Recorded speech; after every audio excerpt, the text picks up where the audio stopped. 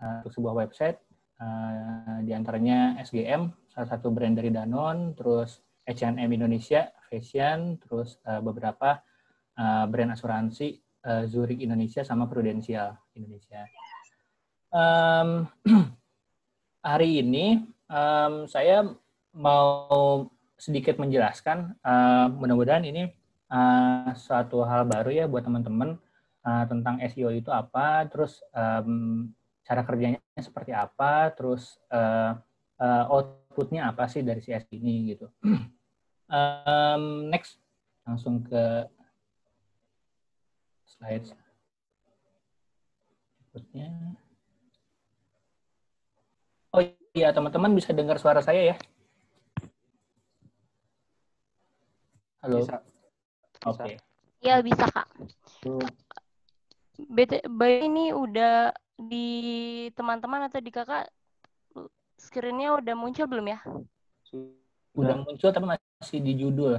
Oke, bentar ya, Kak. Agak ada ini nih.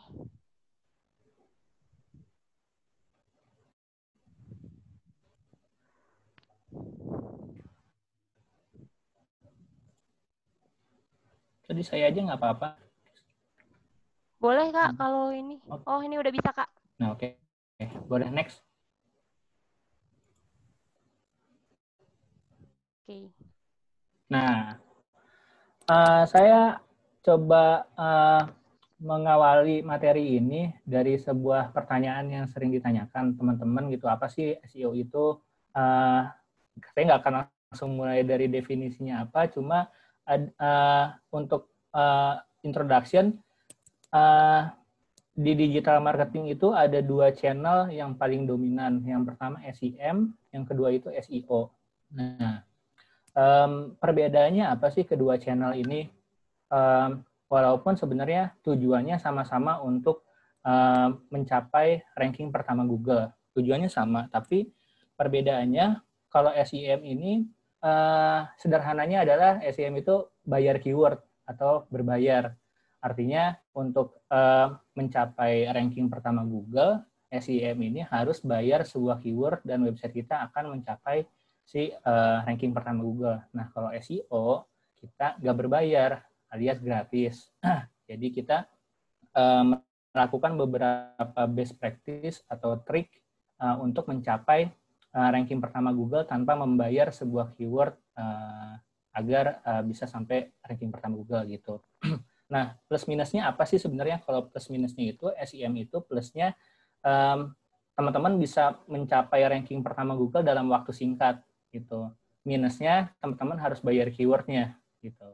Nah, kalau SEO plusnya itu kita nggak bayar, gratis, tapi bisa mencapai ranking pertama Google. Dengan plusnya kalau udah kita sampai di ranking pertama Google, SEO itu akan bertahan dalam waktu lama. Kalau SEM itu dalam waktu singkat. Kalau teman-teman udah nggak bayar keywordnya lagi dari SEM, itu otomatis website teman-teman udah nggak akan ada di ranking pertama. Tapi kalau SEO itu, kalau teman-teman websitenya udah di ranking pertama Google, dalam waktu 6 bulan, setahun atau 2 tahun pun, website teman-teman masih akan tetap berada di ranking pertama Google gitu. Cuma minusnya SEO itu perlu waktu, nggak instan kayak SEM gitu. Perlu waktunya berapa lama sih? Tergantung dari teman-teman optimize-nya nanti. 3 bulan kah, 6 bulan, atau setahun, tergantung dari keyword yang teman-teman optimize. Kurang lebih, jadi intinya kurang lebih kayak gitu. Definisinya sih sebenarnya kalau saya bilang ya, SEO itu adalah sebuah seni sih kalau menurut saya. Seni untuk mencapai website kita itu ke ranking 1 Google. Seninya seperti apa? Mengoptimize konten, mengoptimize artikel, dan lain-lain kayak gitu. Kalau mau lebih dianalogikan lagi, SEO itu diibaratkan sebuah pohon sebenarnya. Pohon kita tanam, terus kita pupuk, kita siram, terus tumbuh 3 bulan, 6 bulan, setahun kemudian pohon itu berbuah. Sama dengan halnya SEO, kita memupuk website dengan keyword, kita menyiram website dengan artikel, dengan konten. Lama-lama website itu akan naik terus ke halaman pertama Google, ke ranking 1 Google, dan manfaatnya akan terasa ketika website kita udah di ranking 1 Google, traffic akan terus meningkat kayak gitu. Kurang lebih penjelasannya seperti itu sederhananya. Next. Nah, apa sih faktor-faktor SEO itu? Nah, ada dua hal faktor-faktor SEO itu. Yang pertama yang kelihatan, yang kedua yang nggak kelihatan. Nah, sederhananya gitu.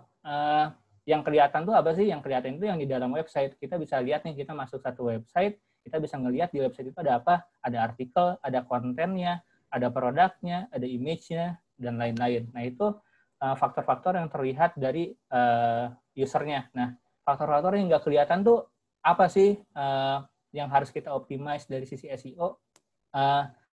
Faktor yang nggak kelihatan itu faktor-faktor yang di balik layar. Contohnya kayak bahasa skripnya, terus kecepatan speed website-nya seberapa cepat, terus UX UI itu user experience-nya itu seberapa responsif atau seberapa mudahnya sih website itu diakses sama kita kayak gitu. Terus apalagi ya, sosial media kayak gitu-gitu, itu faktor-faktor yang di luar dari dalam website yang berdampak ke SEO kayak gitu. Next. Nah, apa sih yang pertama harus dilakukan teman-teman sebagai pemula seorang SEO? Yang pertama yang harus teman-teman lakukan adalah on-site optimization. On-site optimization itu adalah mengoptimize konten yang ada di dalam website. Nah, kontennya apa? Strateginya yang pertama yang harus teman-teman lakukan adalah menentukan freshness of content, atau seberapa fresh konten yang teman-teman mau buat, atau seberapa trending konten yang teman-teman buat sekarang, atau seberapa dibutuhkan sih konten yang teman-teman mau buat untuk user. Contohnya misalnya sekarang yang lagi trending atau yang lagi fresh sekarang adalah misalnya pandemi COVID. Nah, teman-teman bisa bikin konten dengan topik dari si COVID-19 ini. Misalnya sangat luas sekali, nggak cuma kesehatan doang ya. COVID-19 itu teman-teman bisa nulis konten, misalnya teman-teman punya website otomotif misalnya. Konten teman-teman, kalau misalnya teman-teman hobi otomotif, berarti teman-teman bisa nulis 5 tips merawat motor di masa pandemi, misalnya kayak gitu. Nah, ada keywordnya ngomongin COVID-19, tapi sebenarnya konteks artikel dari teman-teman tulis itu adalah ngebahas bagaimana cara perawatan motor kayak gitu. Mulai dari mengganti oli, ngecek ban, dan lain-lain kayak gitu. Itu freshness of content harus ditentukan di awal. Lalu selanjutnya yang teman-teman harus lakukan adalah keyword research.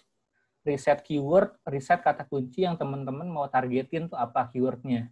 Jadi tools-nya adalah teman-teman bisa cari Google Keyword Planner. Nanti itu tools gratis dari Google. Jadi teman-teman bisa lihat keyword apa sih yang teman-teman mau pakai. Nanti di situ ada rata-rata pencariannya setiap bulan berapa. Nah, dari situ teman-teman bisa tentuin keyword yang teman-teman mau pakai itu keyword yang mana. Misalnya, tadi ngomongin COVID-19, berarti keyword yang mau ditargetin adalah pandemi COVID-19 atau virus corona dan lain-lain kayak gitu. Nah, setelah udah menentukan keyword dan topik kontennya yang tadi teman-teman mau tulis, barulah teman-teman tulis kontennya atau tulis artikelnya, konten yang harus konten yang berkualitas gitu, atau quality content. Nah, quality content itu apa sih sebenarnya? Quality content itu yang paling utama adalah konten yang tidak duplikat atau konten yang original. Jangan menduplikat konten atau artikel-artikel yang udah ditulis sama orang lain. Itu akan itu bukan quality konten yang tidak berkualitas. Sama konten yang jangan terlalu menginput banyak keyword gitu. Jadi jangan terlalu banyak keywordnya. Teman-teman harus targetin spesifik keywordnya, mau yang ditargetin keyword apa gitu. At least dari satu konten itu 30% itu ada keywordnya. Sisanya 70% itu benar-benar artikel gitu, jangan ada keyword gitu. Itu quality content. Terus image juga menentukan seberapa berkualitasnya konten teman-teman nanti kayak gitu. Terus struktur kontennya, paragrafnya, terus judul per judulnya kayak gitu, poin-poinnya jelas, atau mungkin teman-teman punya rangkuman isi kontennya, terus teman-teman bikin infografis di bawahnya, itu sangat menentukan konten teman-teman nanti sebagai quality content gitu. Terus selanjutnya adalah meta title dan meta description. Meta title dan meta description itu faktor atau aspek yang paling penting dari sebuah SEO.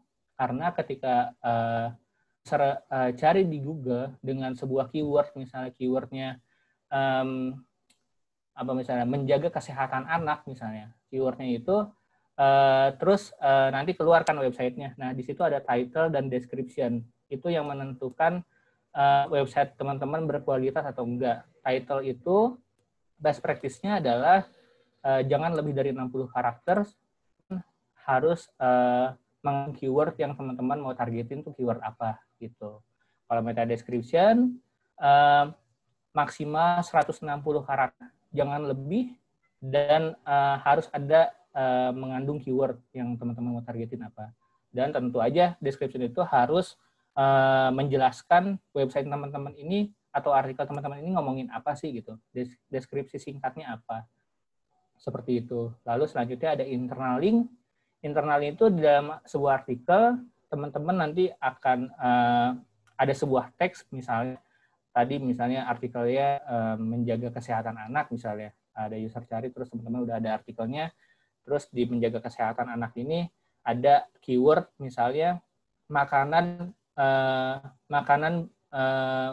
yang mengandung gizi yang baik untuk anak misalnya, kayak itu teks ya. Nah, teks ini harus ditanam sebuah link yang berisi artikel yang relevan, artikelnya yang ngomongin gizi makanan itu gitu loh. Jadi antara artikel A dan artikel B itu saling terkait gitu. Itu internal link. Jadi ada hubungan antara artikel yang A dan artikel B. Jadi ketika user klik link itu akan menuju ke artikel yang B kayak gitu. Itu internal link. Jadi sebuah konten akan dianggap sebagai konten yang berkualitas ketika semua ini sudah terimplement dengan baik gitu. Next. Offsite optimization. Yang kedua, tadi on-site optimization, sekarang offsite optimization. Optimize dari aspek luar website. Sederhananya seperti ini ya. Ada artis, baru mau naik nih artisnya. Nah, dia baru main film, terus dia berkarya di musik juga, terus dia bikin YouTube juga misalnya kayak gitu. Nah, lama-lama artis ini karyanya semakin diapresiasi, film-filmnya bagus, musiknya bagus, YouTube-nya juga bagus, terus media-media, berita, TV, semuanya mulai memberitakan si artis ini sebagai artis yang terkenal gitu, semakin terkenal dengan karya-karyanya yang bagus. Sebuah website juga bisa dianggap seperti itu. Website juga ketika dianggap sebagai artis, ketika website punya link dari luar website, dari media-media, dari blog-blog, dari sosial media. Nah, semakin banyak link-link yang menuju ke website teman-teman, itu akan semakin terkenal website teman-teman. Akan semakin mudah juga untuk naik di Google supaya mencapai ranking 1 Google gitu. Nah, ada apa aja sih di offsite optimization itu? Yang pertama, natural link. Natural link ini benar-benar alami tanpa kita optimize, karena pasti akan ada banyak website yang memberikan link ke website kita. Yang kedua, editorial artikel. Kita bekerja sama penulis konten untuk mengupload artikel-artikel di misalnya di detik.com atau di kompas.com. Nanti kita taruh linknya supaya menuju ke website kita kayak gitu. Terus blogger partner, kita bekerja sama blogger untuk menulis artikel dan taruh linknya untuk ke website kita. Publisher partner juga sama editorial artikel, bekerja sama publisher media, detik.com, kompas, dan lain-lain supaya memberikan link ke website kita. Terus juga sosial media juga memberikan link ke website kita, dan yang paling penting adalah link-link itu memiliki high quality link atau bisa dibilang website-websitenya itu berkualitas. website-website apa sih yang berkualitas, yang punya traffic-nya bagus, yang punya kontennya yang seperti tadi dijelaskan sebelumnya di on-site optimization. Terus konten yang nggak berkualitas itu konten-konten yang seperti apa, atau link-link yang seperti apa. Link-link nggak berkualitas itu yang link-link yang mengandung sara, yang mengandung konten pornografi atau judi dan lain-lain, itu sangat tidak disarankan untuk memberikan link ke website teman-teman gitu. Itu jangan sampai itu tidak dianggap sebagai high quality link gitu. Itu website optimization. Terus selanjutnya ada next technical optimization. Nah, sebenarnya ini sangat teknis dan buat teman-teman pemula pasti akan banyak kebingungan. Pun sama saya juga, saya masih belajar. Ada hal-hal yang mesti teman-teman tahu juga walaupun sebagai pemula untuk technical optimization ini. Yang pertama adalah HTML, CSS, JavaScript, responsive design, mobile first indexing, sama page speed. Nah, apa sih semua ini gitu? Sederhananya, perumpamannya adalah technical ini, aspek-aspek ini adalah aspek-aspek yang di balik layar. Ibaratnya kalau di sebuah film itu, di balik layar itu ada kameramen, ada penulis naskah, ada sutradara, ada produser, dan lain-lain. Nah, ini juga sama. Di balik layar itu ada aspek-aspek yang menentukan si sebuah website ini bisa mencapai satu Google secara SEO sudah. Apa sih HTML itu? HTML itu teks yang menjelaskan website kita itu tentang apa sih, kayak gitu. Nah, bentuknya seperti apa? Bentuknya text coding atau bahasa robot gitu. Terus CSS itu bahasa robot juga, tapi tujuannya untuk mempresentasikan sebuah website, terutama tampilan websitenya itu isinya tentang apa. Misalnya warnanya dominannya apa, fontnya font apa, kayak gitu. Sama yang terakhir itu JavaScript. JavaScript itu untuk memudahkan user. Teksnya bentuknya sama, teks robot juga, tapi dia tujuannya untuk mempermudah user untuk lebih mudah lagi mengakses website kita, kayak gitu. Biasanya kalau ada tombol-tombol tuh, button-button, kalau misalnya di kalau di Tokopedia misalnya ada button check out, nanti teman-teman klik check out, baru tuh lagi ke page selanjutnya, itu tuh ada JavaScript-nya tuh, ada teks robotnya tuh di situ tuh untuk melanjutkan proses seterusnya, kayak gitu. Itu JavaScript, di situ ada teksnya. Oke. Responsive design itu kita harus mendesain website kita itu benar-benar responsif untuk user, agar supaya mudah diakses sama user gitu. Jadi nggak loadnya lama, terus gambar terlalu besar, terus fontnya juga terlalu besar, kayak gitu. Itu bagian dari responsive design. Terus mobile first indexing ini kita memerintahkan Google nih supaya yang utamakan untuk di ranking 1 Google itu versi mobile-nya dulu, jangan versi desktop atau komputernya dulu, karena versi mobile ini 90% traffic berasal dari mobile dibanding dari desktop, karena semua orang sudah mengakses website itu dari mobile. Dominannya seperti itu. Jadi diutamakan untuk indeks di Google-nya itu versi mobile-nya dulu, jangan versi desktop-nya dulu, kayak gitu.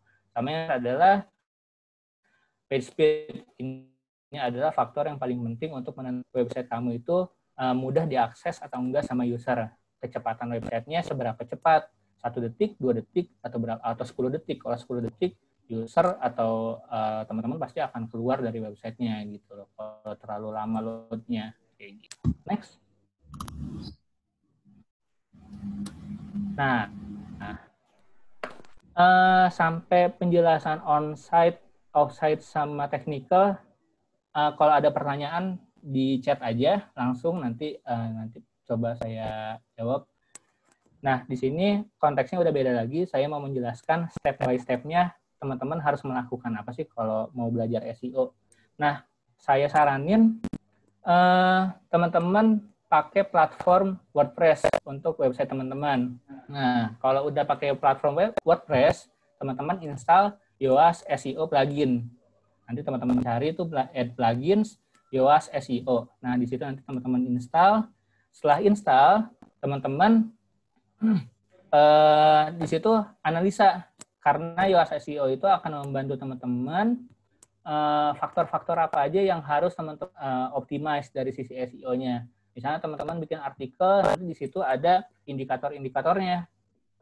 Kontennya masih kurang 5 rata atau title-nya masih terlalu banyak dari 60 karakter, kayak gitu-gitu. Nanti ada faktor-faktornya dan ada indikatornya merah, kuning, sama hijau. Kalau merah itu berarti teman-teman harus cepat-cepat ubah. Kalau kuning itu masih warning. Kalau hijau itu udah aman, berarti oh ini udah oke nih dari UX SEO-nya gitu. Jadi ini penting banget teman-teman kalau misalnya belajar SEO dan harus pakai WordPress. Kalau selain WordPress nggak bisa pakai UX SEO. Next. Nah, ini step by step selanjutnya. Setelah teman-teman install UX SEO tadi di WordPress, teman-teman harus install Google Search Console. Tujuannya untuk analisa SEO performance teman-teman. Misalnya teman-teman udah bikin kontennya, udah publish, setelah 3 bulan teman-teman lihat nih performance-nya gimana. Udah dapat clicks berapa, udah dapat impression berapa, udah dapat posisinya, udah position berapa. Nah, teman-teman bisa lihat di tools ini caranya gimana. Teman-teman masuk di link itu tuh search.google.com, search console. Nanti teman-teman bikin account-nya, terus add property. Habis itu teman-teman add property-nya itu masukin domain teman-teman, website teman-teman. Misalnya teman-teman punya website apa misalnya teman-teman punya hobi bola, misalnya infobola.com misalnya. Masuk domainnya di situ, infobola.com, tunggu 2-3 hari, nanti datanya akan muncul di situ grafiknya, kayak gitu. Jadi teman-teman bisa analisa percobaan teman-teman tuh udah bener atau belum sih, udah memberikan clicks atau posisinya udah bagus atau belum, kayak gitu. Dari itu teman-teman bisa analisa SEO teman-teman udah bagus atau belum, kayak gitu. Next. Nah, ini closing dari saya membagi jadi 6 step untuk teman-teman belajar SEO. Step pertama itu teman-teman keyword research dulu, pakai Google Keyword Planner namanya, search di Google Keyword Planner, nanti muncul toolsnya, nanti teman-teman cari di situ keywordnya apa. Nanti ketahuan tuh rata-rata pencariannya berapa dari keyword yang teman-teman cari. Habis itu teman-teman bikin strategi sama plan-nya, konten seperti apa yang teman-teman mau bikin. Mulai dari topiknya, mulai dari nanti keyword-keywordnya apa aja, sama judulnya apa, terus macam-macam lah kayak gitu yang tadi on-site optimization. Terus step 2, mulai technical SEO yang tadi saya jelasin. Mulai dari page speed, mulai dari tadi HTML, CSS, dan JavaScript, itu teman-teman cek lagi. Baru nanti kalau ada info tambahan dari Google Search Console biasanya suka ngasih tahu tuh ada masalah-masalah apa aja di dalam website teman-teman, nanti ketahuan secara teknis apa aja yang kurang, kayak gitu. Setelah teman-teman sambil berjalan mulai technical SEO, baru step 3 teman-teman mulai content creation, bikin artikelnya dari teman-teman yang udah set strategi sama plan yang pertama itu. Setelah 2 bulan, 3 bulan, continue terus content creation-nya, yang tadinya per hari misalnya 3 artikel, bulan berikutnya teman-teman sehari bikin 5 artikel, terus tambahin lagi artikelnya sampai banyak, habis itu baru nanti cek performanya di Google Search Console tadi, kayak gitu. Habis itu step 5-nya teman bikin sosial media juga, manage dari sosial media untuk memberikan traffic ke website. Jadi untuk branding juga teman harus bikin sosial media yang proper untuk mempromoin si website teman-teman, kayak gitu. Nah, step terakhir nih, kalau teman-teman udah dapat 5.000 visitor nih per bulan, perkiraan seperti itulah kira-kira, teman-teman udah bisa menjual website teman-teman untuk menawarkan AdSense atau brand placement. Misalnya teman-teman punya website infobola.com tadi misalnya, ngomongin bola aja, ngomongin olahraga, nanti brand-brand olahraga Adidas, Nike, kalau mau brand placement ke website teman-teman itu bisa, dan ada benefitnya di situ gitu, dan itu benefit dari SEO. Kurang lebih sih kayak ya teknis atau penjelasan SEO itu seperti apa, cara kerjanya seperti apa. step by step-nya, dan output-nya nanti kalau misalnya teman-teman websitenya udah bagus untuk diapakan websitenya, itu kurang lebih penjelasannya seperti itu dari saya. Terima kasih. Kalau ada pertanyaan, dan mungkin dari Rizka mungkin dikumpulkan dulu pertanyaannya dan nanti di-share ke saya. Oke. Thank you. Oke, makasih banyak Ya. Kak Ahmad atas materinya. Nah, untuk teman-teman sekali lagi yang mau tanya, boleh langsung aja di kolom chatnya. Nanti akan kita coba tanyakan ke Kak Ahmad. Sebelumnya, ini udah ada sih Kak beberapa pertanyaan yang Boleh. Ya masuk ke kita atau di grup Sobat Tugas. Oke, bentar saya coba. Nih, ada satu nih. Mulai dari pertanyaan tentang tips mempelajari SEO untuk pemula, Kak. Ya, tips yang tadi saya jelasin ya.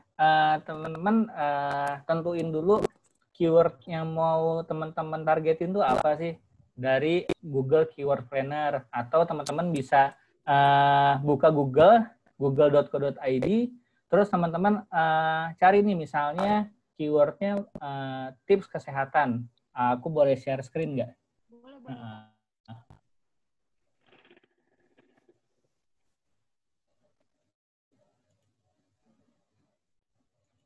Oke, Kakak boleh tuh masuk dari situ. Wait, bentar.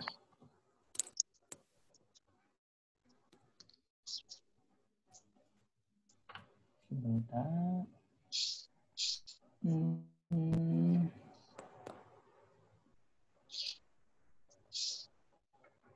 Udah bisa lihat screen saya?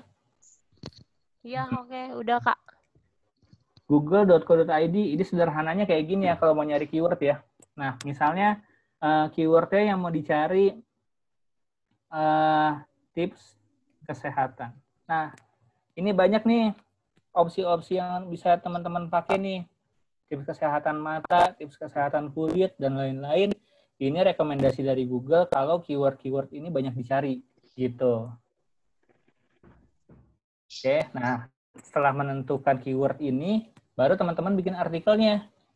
Tipsnya itu sih, bikin artikelnya yang berkualitas dengan aspek-aspek yang tadi udah saya jelasin. Habis itu emang nggak instan sih, nunggu 3 bulan sampai 6 bulan, habis itu teman-teman lihat performance-nya gimana. Dari tools yang tadi udah saya share, Google Search Console, bisa dilihat nanti clicks-nya naik atau impresinya naik, kayak gitu. Nanti dari situ baru teman-teman bisa optimize dari sisi yang lainnya, kayak gitu. Atau bikin artikel-artikel yang lain dengan keyword yang sama. Misalnya tadi tips kesehatan mata. Nah, tips kesehatan mata udah ada artikelnya. Nanti teman-teman bikin lagi tips kesehatan mata, tips kesehatan mata agar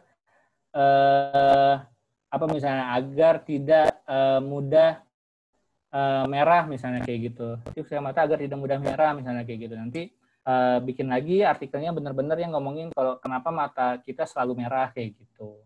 Dengan topik yang sama, tips kesehatan mata, tapi teman-teman punya konten yang berbeda dari dua sisi.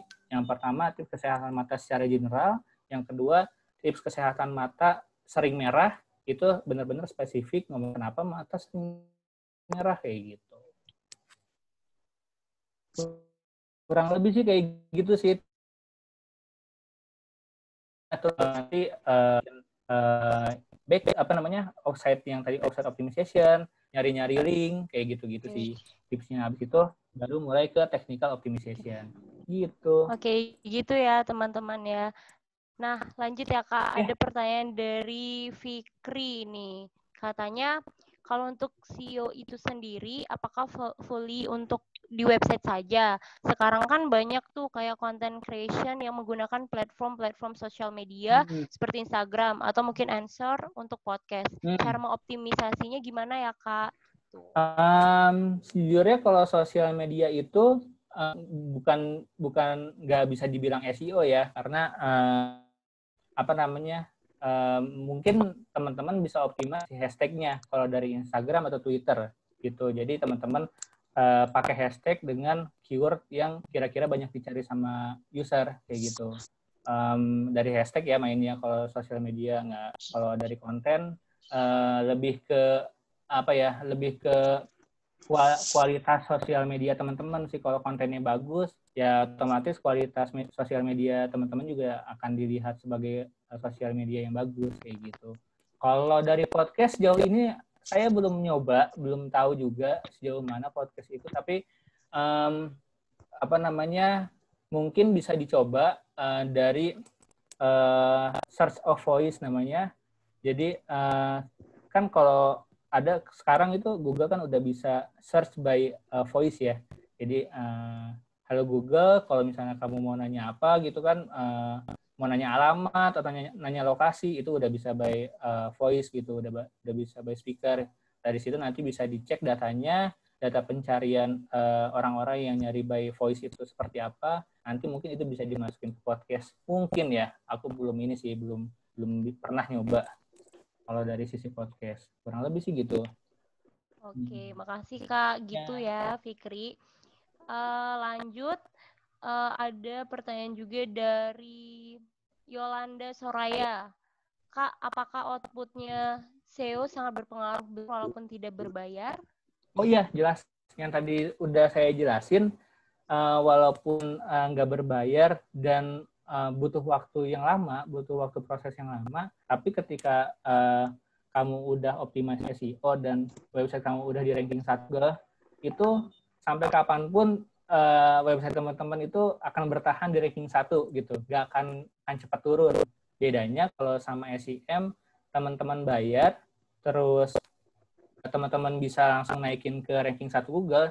Ketika udah nggak bayar lagi, otomatis udah hilang, udah nggak akan di ranking 1 lagi besoknya gitu. Kalau SEO sampai 6 bulan, 9 bulan, 1 tahun, website teman-teman akan masih di ranking 1 Google gitu.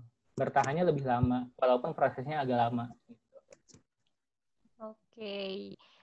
Oke, lanjut ke pertanyaan berikutnya. Ya, Kak, kalau nggak salah satu persyaratan daftar Google AdSense adalah harus punya domain sendiri. Itu gimana, Kak? Nah, tujuan SEO itu kan harus punya website dulu dong. Kalau nggak punya website, apa yang mau dioptimas dari sisi SEO-nya? Nah, setelah teman-teman udah punya website, atau teman-teman menghandle sebuah website dari ibaratnya teman-teman sebagai konsultannya lah gitu. Saya sendiri sebagai konsultan, saya ngerjain website-website dari brand-brand di luar sana. Otomatis websitenya udah harus ada dulu, baru nanti didaftarin ke AdSense-nya. Jadi teman-teman harus punya website dulu, bahkan sebelum ngajuin AdSense aja, teman-teman harus punya website dulu buat optimize dari sisi SEO-nya. Gitu. Gitu ya. Ya, oke. Lanjut Kak, ada pertanyaan dari Maulana Ibrahim yang bertanya tentang banyak perusahaan menggunakan berbagai web yang berbeda dan landing page berbeda juga, tetapi ternyata di bawah satu agensi. Nah, apakah ini juga berpengaruh dalam SEO? Nggak berpengaruh ya. Idealnya sih gini sih, kalau dalam satu perusahaan nggak akan berpengaruh. Tapi kalau untuk di orang yang sama itu akan berpengaruh. Harusnya sih sebenarnya idealnya untuk satu orang itu jangan sampai memegang brand yang sama-sama kompetitor, artinya sama-sama bersaing. Kalau misalnya saya handle SGM sebagai brand, saya juga nggak bisa handle brand susu yang lain, misalnya Nutri Club atau Denkau atau apa gitu. Itu saya nggak bisa handle brand lain karena sama-sama kompetitor. Di satu orang yang sama itu nggak ideal aja sih. Tapi kalau di satu perusahaan, why not ya? Kalau untuk benefit perusahaan sih nggak masalah itu untuk SEO. Oke, gitu Kak Kalana. Lanjut dari Muhammad Maliki, Kak. Selamat sore, Kak. Ya, sore. Kebetulan saya masih intern di digital marketing. Saya mau nanya untuk website marketplace seperti OpenChart, apa saja optimasi on page yang dilakukan? Terus mau nanya juga untuk kisaran gaji digital marketing khususnya SEO berapa, Kak? Makasih. Agak ini ya, Kak ya. Oke, kalau best practice-nya ya untuk marketplace itu sebenarnya nggak jauh beda ya sama website-website yang lain. Justru malah lebih variatif yang bisa kita optimize dari sisi marketplace. Karena kan marketplace itu biasanya punya produknya nih yang dijual apa, terus punya harganya tuh berapa range-nya, terus kadang suka ada fitur rating juga, pembeli juga ngasih ngasih ulasan ya, kasih ulasan ke penjualnya. Nah, itu tuh bisa dioptimize sebenarnya. Jadi nanti ketika user cari di Google, ratingnya muncul tuh berapa bintang, terus range harganya berapa, terus ketersediaan stoknya ada atau enggak, itu bisa dioptimize gitu. Kalau dari sisi marketplace banyak kok yang bisa dioptimize. On page-nya udah pasti, terus technical sama off-site-nya juga pasti harus dioptimize. Sama aja sih sebenarnya. Plusnya yang tadi itu yang rating, range harga, sama ketersediaan stok itu bisa dioptimize. Nah, kalau gaji sebenarnya bingung juga ya jawabnya ya, karena gaji itu baik lagi ke personal masing-masing ya, tergantung ke perusahaan masing-masing. Pengalaman teman-teman udah berapa tahun di bidang SEO, biasanya itu sih yang akan dilihat sama perusahaan gitu. Oke, itu ya tadi. Jadi tergantung kompetitif juga ya kayak biasanya. Kompetitif. Iya benar. Oke deh. Ini pertanyaan kayaknya follow up dari pertanyaan yang tadi sih Kak, yang kalau kita salah satu persyaratannya untuk di website yaitu Google AdSense adalah harus punya domain sendiri. Nah, kalau udah punya domain sendiri, biasanya kan otomatis jadi hasil pencarian pertama di Google katanya. Lalu berarti nggak terlalu perlu memperhatikan SEO lagi dong Kak, seandainya pas nyari di Google udah jadi hasil pencarian pertama. Pertanyaan dari Tiara. Gitu Kak. Boleh diulang nggak? Ya, katanya persyaratan daftar Google AdSense kan harus punya domain sendiri. Betul. Gitu Kak. Berarti kalau sudah punya domain sendiri, biasanya sudah otomatis jadi hasil pencarian pertama di Google.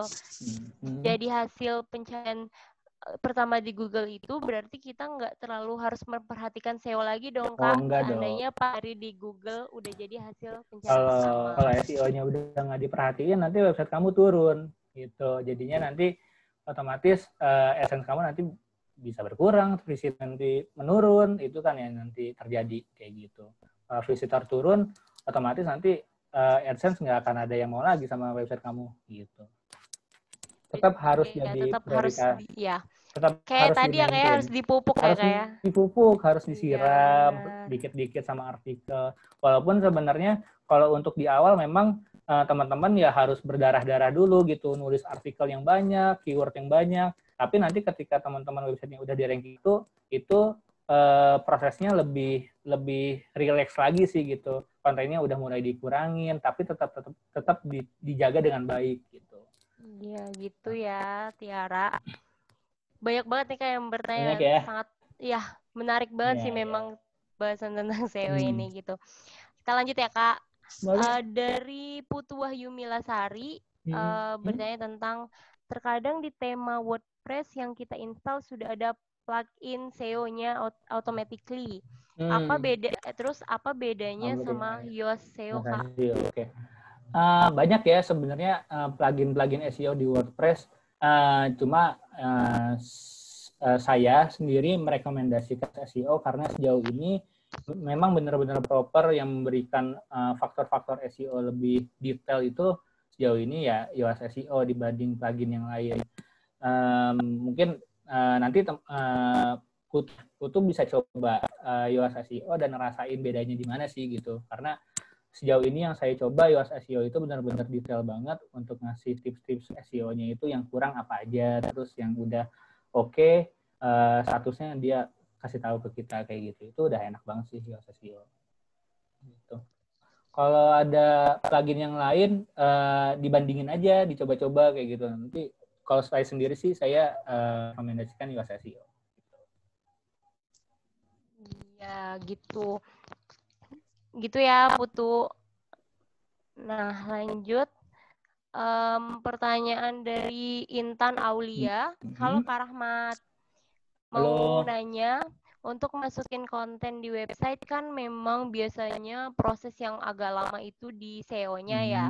Harus otak-atik dari merah sampai hijau. Nah, yang mau ditanyain, apa betul kita bisa tetap publish artikel kita meskipun masih pada merah pakai Google Console? Soalnya teman saya katanya pada merah, tapi dia pakai Google Console sampai webnya bisa ke indeks Google. Kalau ke indeks, sebenarnya Google itu akan mengindeks website ya, walaupun nggak diindeks secara manual, otomatis akan keindeks dalam waktu jangka tertentu 6 bulan kah atau bahkan setahun, otomatis linknya akan keindeks lama-lama pun gitu juga. Tapi kalau dari walau merah atau sampai hijau di otak-atik masih merah juga, berarti memang masih ada aspek yang kurang kayak gitu. Coba lebih teliti lagi, kira-kira apa sih yang dimauin si Yoast SEO atau si Google Search Console. Google Search Console sih nggak ngasih info sih sebenarnya kalau untuk artikel, tapi lebih ke kayak masalah-masalah yang di dalam website itu apa aja, apakah page speed-nya lambat dan lain-lain kayak gitu, itu ada di Google Search Console. Kalau ke indeks sih udah pasti ke indeks sih, tapi kalau 3 bulan, 6 bulan sih udah pasti ke indeks di Google. Kayak gitu ya. Coba lebih teliti lagi yang merah-merahnya sampai hijau kayak gitu. Itu best practice-nya kayak gitu sih. Oke gitu Intan untuk pertanyaannya. Kita lanjut. Ada lagi pertanyaan dari Zua Geri yang bertanya, kira-kira waktu yang dibutuhkan untuk meningkatkan visibilitas website dengan metode SEO ini berapa lama? Dan apakah kedepannya akan ada webinar kembali? Oh, ini untuk sobat tugas ya? Kakak dulu deh, Kak. SEO? Berapa lama? Ya, untuk meningkatkan visibilitas website dengan metode SEO. Oke. Idealnya sebenarnya saya bisa bilang 6 bulan atau 3 bulan sampai 6 bulan. Tapi tergantung dari itu idealnya. Balik lagi tergantung ke optimize dari teman-teman. Karena SEO itu sifatnya testing ya, percobaan ya. Jadi teman-teman nggak bisa menentukan ya best practice yang tadi udah saya jelasin. Oke, itu best practice, tapi tetap di situ nanti akan ada percobaan. Artikel A, artikel B, artikel C, nanti yang akan perform yang mana? Apakah artikel A, artikel B, atau artikel C-nya? Nanti kelihatan tuh yang lebih perform yang mana. Terus semakin banyak artikel, semakin kelihatan nanti yang perform artikel-artikel yang kayak gini, kayak gitu. Nanti teman-teman bisa belajar dari situ sih. Dan itu 6 bulan, makanya semakin banyak artikel yang teman-teman tulis, peluangnya akan semakin besar. 3 bulan, 6 bulan, saya rasa cukup sih. Gitu. Oke. Kita lanjut. Pertanyaan tentang bedanya SEO dan beda dan pentingnya SEO dengan advertising. Seberapa penting ya gitu sih Kak. Mungkin maksud pertanyaan adalah iklan dan SEO ya. Oke. Kalau ya advertising secara general ya, advertising itu kan banyak ya, ada billboard, ada TV, ada koran, ada digital gitu. Kalau bisa dibilang SEO saat ini karena behavior orang-orang udah sangat digital, semua orang dicarinya di Google gitu. Semua orang mencari di Google, otomatis SEO sangat berperan gitu. Dan sejauh ini banyak website yang pengen ranking 1 secara SEO, bukan dalam artian daripada bayar SEM mendingan pakai SEO gitu, walaupun prosesnya lama, tapi ketika udah di ranking pertama itu akan bertahan lebih lama daripada SEM gitu. SEM kan tergantung budget teman-teman. Kalau misalnya teman-teman mau iklan, kalau budgetnya udah habis ya udah website teman-teman akan hilang dari ranking 1. Kalau SEO, kalau udah di ranking 1 6 bulan atau 1 tahun, 2 tahun pun website teman-teman akan masih tetap di ranking 1 gitu. Iya gitu ya. Berarti tentang SEM sama SEO tadi berarti lebih bisa dibilang lebih baik kita sekarang menggunakan SEO ya kayak karena ya kalau SEM itu ya kalau iklannya tergantung udah ya. habis gitu ya Iya, kayak. tergantung kebutuhannya ya. Kalau misalnya memang mau instan dan emang mau meningkatkan penjualan misalnya SEM lah gitu yang dipakai. Tapi kalau untuk meningkatkan artikel halaman-halaman tertentu gitu pakai SEO untuk waktu yang lama ya kenapa enggak pakai SEO aja gitu loh. Lebih murah, nggak pakai budget. Tapi kalau udah di ranking 1 dia bisa bertahan gitu. Oke, gitu. Masing-masing punya fungsinya ya. Iya, benar. Oke. Lanjut Kak, dari Adit mau tanya tentang monetisasi website untuk AdSense. Apakah ada persyaratan tertentu dari Google untuk website kita bisa mulai diuangkan? Itu bisa dicek ya. Bisa dicek di Google. Bentar. Aku juga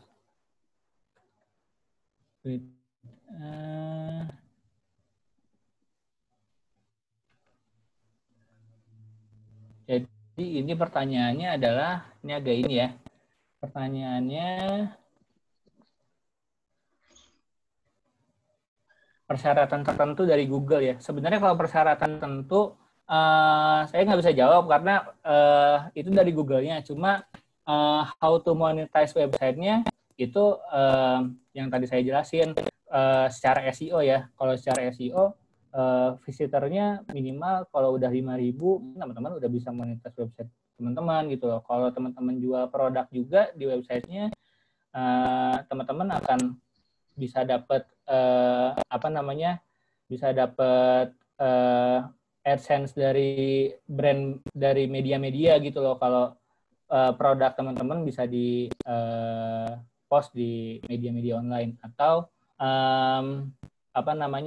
saling menguntungkan sih, jadi teman-teman bisa dapat AdSense dari beberapa brand, website teman-teman juga bisa jadi bisa jadi makin naik juga secara ranking karena website teman-teman udah semakin mahal karena udah pakai AdSense gitu. Kalau benefitnya itu, kalau syaratnya dari Google itu tergantung Google-nya sih, karena Google punya penilaian sendiri secara SEO ya, secara SEO. Oh iya, Jeng. Oke. Gitu. Ya. Thank you, Di. Oke, mengingatkan lagi untuk teman-teman yang mungkin masih pengen tanya atau penasaran atau kepo tentang hal-hal lain terkait dengan SEO ini, boleh langsung tanya ke kolom chatnya, nanti akan kita bacakan satu-satu begitu. Lanjut ya Kak ya, kita masih punya waktu. Untuk pertanyaan selanjutnya yaitu apa yang membuat atau apa sih Kak sebenarnya kesulitan dari SEO itu sendiri? Kesulitannya Google itu sering update ya, sering update ketentuan-ketentuan untuk SEO optimize itu apa aja gitu. Kadang yang tadi dulu tuh SEO tuh nggak mentingin konten, yang penting offsite optimization-nya aja yang harus dioptimize, yang penting link-nya aja yang banyak ke website kita, konten nggak usah dioptimize. Semakin kesini Google udah memberikan update kalau konten yang berkualitas yang akan dinaikin sama Google untuk bisa sampai ranking 1. Nah, update-update yang kayak gitu sih yang sering menjadi kesulitan ya, karena sebagai SEO juga kita harus update apa yang terjadi di Google gitu loh, apa yang info-info dari Google terkait SEO itu apa aja gitu, karena SEO itu lebih ke best practice, lebih ke trik gitu, bukan kita bayar terus website kita ada di ranking 1, nggak kayak gitu sih. Jadi nanti deh kesulitannya lebih ke mencari tahu update Google itu apa aja sekarang. Oke, itu ya berarti tergantung dengan Google ya kayak. Iya, tergantung dari Google. Iya, karena Google emang selalu update terus, makanya kesulitannya lebih itu ya kayak. Iya, betul. Oke. ada lagi pertanyaan tentang apakah SEO dalam blog atau website itu sama dengan SEO yang ada di SEO dalam YouTube gitu, Kak? Oke. YouTube itu lebih ke apa ya, visual ya. Semakin semakin konten kamu bagus di YouTube, harusnya sih rankingnya juga semakin bagus ketika user cari gitu. Dan baik keyword sebenarnya YouTube itu punya tadi bilang cara kerjanya sendirilah gitu. YouTube itu beda dengan Google. Nah kalau Google itu ya kalau untuk website ya di Google gitu, beda dengan YouTube. Kalau YouTube ke visual sih yang harus diperbaiki. Kalau Google itu lebih ke artikel yang harus dibikin berkualitas gitu. Oke, berarti berbeda. Berbeda. Oke. Sekali lagi teman-teman yang masih pengen tanya atau masih ada yang ingin teman-teman tanyakan terkait dengan SEO ini, mungkin bisa langsung ke kolom chat ya teman-teman ya. Oke. Ini Kak, pertanyaan lagi tentang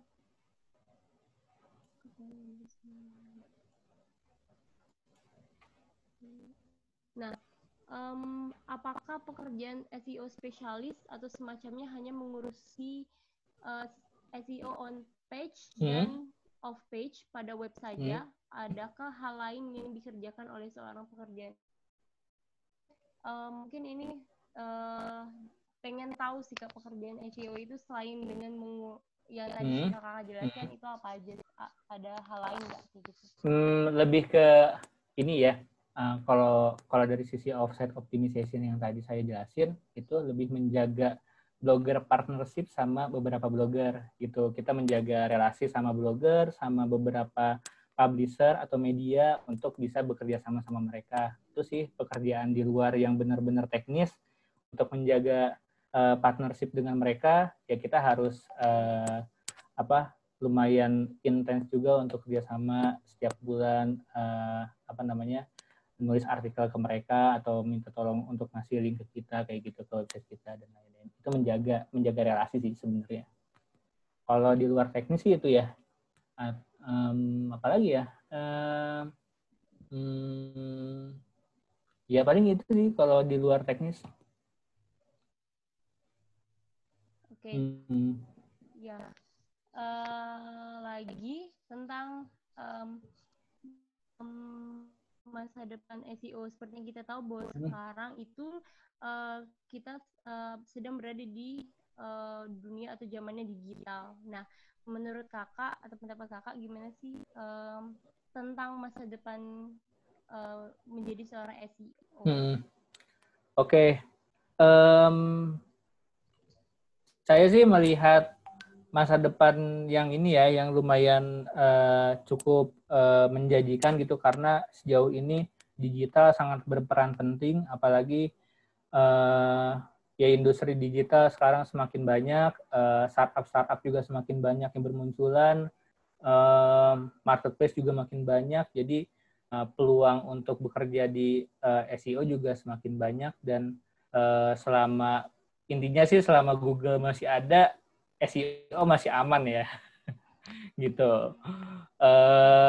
Kalau Google-nya udah nggak ada, ya mungkin nanti akan beralih ke Yahoo atau ke search engine yang baru, mungkin kita nggak tahu kedepannya bakal kayak gimana. Selama ada search engine, kita bisa optimize gitu sih. Oke, itu ya teman-teman untuk masa depan SEO itu sendiri. Ya. Masih ada nih Kak, dari Muhammad Maliki. Kak, tools yang Kakak gunakan dalam mengukur rank website apa nih? Terus, kenapa Kakak menggunakan tools tersebut? Oke. Yang tadi saya rekomendasiin sebenarnya Google Search Console itu udah menjawab untuk kebutuhan mengukur ranking website. Dari Search Console tadi, di situ ada matrix average position namanya. Jadi kita bisa cek position kita udah ada di berapa. Nah, Tapi kalau saya sendiri, saya pakai SEO Power Suite namanya, itu tools berbayar. Di situ ada tools namanya Rank Tracker, jadi kita bisa cek keyword-keyword apa aja yang mau kita tahu rankingnya udah di posisi berapa gitu. Namanya SEO Power Suite, drop down toolsnya lagi namanya Rank Tracker. Tapi Google Search Console pun juga sudah menjawab untuk pertanyaan ini sih, untuk mengecek ranking website itu di matrix average position. Gitu. Ya, gitu. Maliki. Ya, gitu Muhammad Maliki. Ya. Semoga terjawab. Oke, masih ada ya Kak. Masih banyak ada. Ya Kak ya. Ya, menarik banget soalnya pembahasan kita sore ini tentang SEO. Ya. Masih ada. Saat kita menulis dengan isu yang sedang naik di Google Trends, apa otomatis bakal terdetek di Google artikel kita, Kak? Di Google, maksudnya gimana? Terdetek di Google artikel. Mungkin saat kita menulis dengan isu yang sedang naik di Google Trends, apa otomatis bakal terdetek di Google artikel kita? Oke, artikel kita. Oke. Itulah kenapa saya menyarankan Google Search Console, karena di situ ada fitur di mana kita bisa manual indexing, atau istilahnya kita merequest ke Google supaya artikel teman-teman bisa diindeks langsung ke Google. Sekitar mungkin 2-3 hari nanti artikel teman-teman udah keindeks di Google gitu. Kalau misalnya teman-teman nggak manual indeks di Google Search Console, tetap akan keindeks, tapi akan memakan waktu lama, kurang lebih sekitar 3 bulanan bisa muncul di Google. Tapi kalau teman-teman install Google Search Console, di situ ada manual index namanya. Di situ teman-teman nanti masukin linknya, terus indeks. Nah itu 2-3 hari teman-teman udah bisa muncul artikel yang di Google. Oke, gitu ya Zahrina Oktaviana. Ini tadi pertanyaan dari Zahrina. Oke, lagi teman-teman mungkin masih ada pertanyaan, kita tunggu karena waktu kita juga kebetulan masih ada. Sekali lagi yang masih mau tanya tentang SEO atau sejenisnya tentang dunia digitalisasi ini bisa langsung saja chat di kolom chatnya, maksudnya kita masih tunggu. Dan kita dari Sobat Tugas juga mau mengucapkan terima kasih ya untuk teman-teman yang sudah hadir, yang sudah berpartisipan dalam webinar kita pada sore hari ini. Oke, sama-sama Zahrina. Nah, untuk yang tadi bertanya apakah nanti akan ada rekaman atau summary tentang materi kita sore ini, nanti akan kita share. Teman-teman bisa cek di Instagram kita di Sobat Nugas, atau nanti bisa langsung ke YouTube, nanti akan kita posting di sana. Jadi jangan khawatir teman-teman, nanti materi yang disampaikan oleh Kak Rahmat sore ini akan teman-teman bisa lihat lagi di YouTube atau di Instagram Sobat Tugas ya, gitu. Ada lagi, kita masih tunggu.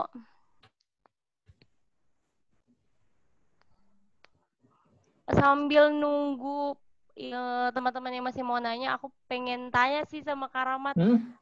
Boleh? Ya, dulu kan mungkin out of the box ya Kak, tapi agak ya bisa dikatakan ke profesi Kakak sekarang sih.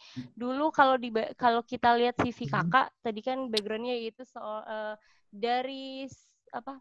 Studi sejarah ya Kak ya? Sejarah. Di Unpad. Iya. Ya. Terus sekarang bekerja di SEO kayak gitu. Yang kalau orang awam belum tahu tentang SEO, kayak saya tadi kan mikirnya langsung kayak, oh IT banget nih kayak gitu kan. Sedangkan background-nya Kak Rahmat itu di studi sejarah kayak gitu. Itu gimana ceritanya Kak? Bisa ke dunia SEO ini gitu kan? Enggak, saya sejarah belajar IT kok. Oh gitu. Enggak. Jadi sebenarnya saya tuh ngawalin pekerjaan itu sebagai content writer. Nah, karena saya background-nya sejarah dan emang belajar nulis di situ, belajar proses peristiwanya seperti apa, saya tulis, saya implementasikan ke tulisan, Nah, selalu saya kerja sebagai content writer, saya sudah terbiasa nulis, dan di kantor pertama saya lah saya belajar SEO, karena di situ saya baru tahu kalau tulisan-tulisan saya itu bisa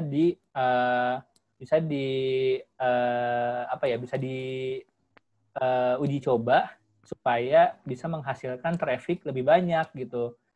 Tadinya saya cuma ya udah sekedar nulis aja gitu, dan tulisan saya udah selesai, habis itu ya udah saya nggak peduli trafficnya berapa kayak gitu.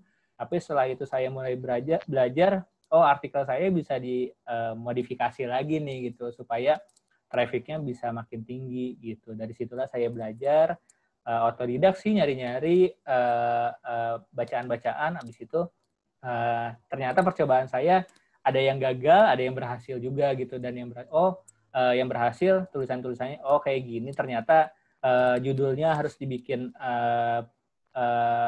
artikel-artikelnya ngomongin tips karena user butuh tips-tips kayak gitu. Terus juga judul harus modifikasi dengan angka. Tadinya saya cuma nulis misalnya tips merawat sepatu misalnya kayak gitu, tanpa angka di depannya, padahal saya punya poin-poin di dalam artikel itu, ada 5 tips tuh di situ. Saya bikin 5 tips merawat sepatu, 3 bulan kemudian loh trafficnya naik gitu, padahal hanya sepele itu gitu, sesederhana itu. Dari hal-hal kayak gitu akhirnya saya coba ulik lagi, dan sampai sekarang lah akhirnya kecemplung di SEO gitu. Berarti bisa dikatakan otodidak ya Kak ya? Otodidak. Tapi juga emang passion menulisnya emang dari dulu gitu saya ya? masih nulis sampai sekarang kok. Oke, gitu. Menarik banget. Oke, teman-teman masih ada yang ingin bertanya, masih kita tunggu. Kalau masih kalau nggak ada lagi, maksudnya akan kita tutup. Oh ada nih Kak, ada nih. Satu ya Kak ya, sebelum kita tutup ya. Oke. Dari ya Muhammad Maliki, terkait dunia digital marketing Kak, kan banyak banget tuh cabang-cabangnya. Sepengalaman Kakak, pernah nggak sih mengerjakan keseluruhan digital marketing tersebut, atau Kakak hanya batasi saja berdasarkan kemampuan yang Kakak miliki? Oke. Kalau mencoba enggak, tapi kalau sharing sama cabang-cabang yang lain ya, sama tim-tim yang lain dari digital marketing itu sering. Contohnya kayak SEM, saya sering sharing keyword yang lu pakai apa. Ini gue pakai keyword ini ternyata works nih gitu. Coba deh lu pakai keyword ini kayak gitu. Atau dari SEM juga sama kayak gitu. Atau dari dari sosmed juga. Coba deh lu pakai keyword ini, lu jadiin hashtag kayak gitu. Sering sih kayak gitu, sering kolaborasi kayak gitu. Itu sering kolaborasi. Tapi kalau untuk full mencoba di SEM atau di sosial media atau di cabang-cabang yang lain, jujur saya belum pernah. Tapi secara pemahaman saya paham. Dan secara kerja saya sering kolaborasi dengan teman-teman dari cabang yang lain gitu. Oke, gitu ya Muhammad Maliki. Kakak masih mau masih mau jawab pertanyaan satu lagi nggak? Satu lagi. Yang terakhir. Iya, dari Anissa. Itu menarik sih menurutku ya. Boleh. Pertanyaannya, apakah SEO bisa digunakan untuk tulisan fiksi seperti halnya cerpen atau novel, Kak? Menarik sih ini. Belum pernah nemu best practice-nya seperti apa untuk tulisan fiksi. Tapi kalau tulisan fiksi itu punya contohnya kayak apa ya tulisan fiksinya, misalnya memang ada kandungan-kandungan keyword yang kira-kira bakal dicari orang, misalnya kayak mungkin untuk yang suka baca akan mencari keyword itu kira-kira gitu, ya dicoba aja, karena SEO itu kan yang tadi saya bilang percobaan atau A/B testing lah istilahnya. Jadi dicoba apakah itu works atau enggak, nanti dilihat aja gitu apakah itu works atau enggak kayak gitu, karena balik lagi tergantung keywordnya itu dicari atau enggak gitu. Oke. Ya itu ya dari siapa tadi, Anissa ya, dari Anissa. Nah Oke, kayaknya kelas hari ini atau sharing kita hari ini kita cukupkan sampai di sini. Terima kasih banyak Kak Terima Rahmat, terima kasih. kasih atas atas waktunya Ya, yang udah menyempatkan untuk bisa sharing di kita di Sobat Nugas. ya. Juga untuk teman-teman semua para partisipan yang hadir hari ini, terima kasih banyak sudah bergabung di kelas tentang SEO hari ini ya. Kita mau ngingetin ke teman-teman sekalian bahwa kita di kelas berikutnya di Mentor This Week kita pada hari Selasa 21 Juli ada kelas tentang how to nail a scholarship study in Germany with the AED scholarship. Nanti yang mau gabung free, teman-teman bisa join di kita di Sobat Tugas di link yang sama ya, teman-teman.